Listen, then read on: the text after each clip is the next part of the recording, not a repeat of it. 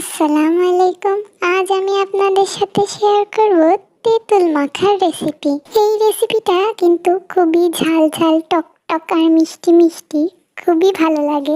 প্রথমেই আমি একটা হামিং দিস্তার মধ্যে কিছুটা তেঁতুল নিয়ে নিলাম। এইবার এর মধ্যে দিয়ে দিব অনেকগুলো ধুয়ে রাখা ধনের পাতা। এইবার আমি এর মধ্যে অ্যাড করব 2টা কাঁচামরিচ। এইবার এর মধ্যে দিতে হবে স্বাদ মতো লবণ।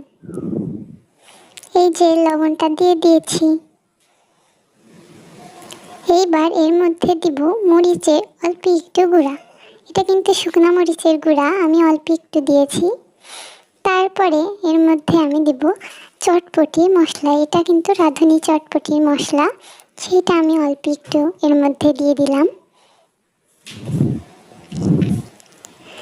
অল্প একটু সামান্য দিলেই হবে। এইবার এটাকে ভালো করে ছেঁচে নিব। এটাকে কিন্তু অনেক ভালোভাবে ছেঁচে নিতে হবে। গায়ের যত শক্তি আছে সব দিয়ে ছেঁচে নিতে হবে, নাহলে ভালো লাগবে না। এই যে আমি ছেঁচে নিচ্ছি। ছেঁচতে ছেঁচতে দেখবেন যে এমন হয়ে গিয়েছে, তখন বোঝা যাবে যে ছেঁচাটা প্রায় শেষ।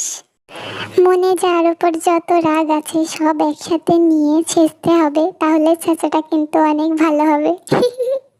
এইবার আমি এর মধ্যে অ্যাড করব স্বাদ মতো অল্প একটু চিনি। চিনিটা দিলে কিন্তু আলাদা ফ্লেভার আসে, খেতে ভালো লাগে, তাই আমি এখানে অল্প একটু দিয়ে নিয়েছি। আমার মনে ইচ্ছা মতো ছেঁচে নিয়েছি। এই যে এইভাবে করে ছেঁচে নিলেই কিন্তু রেডি আমাদের তেঁতুল মাখা।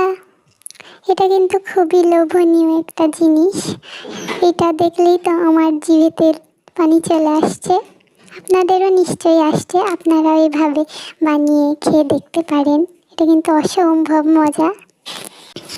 এটা দেখেই কিন্তু আমার জিভায় পানি চলে এসেছে।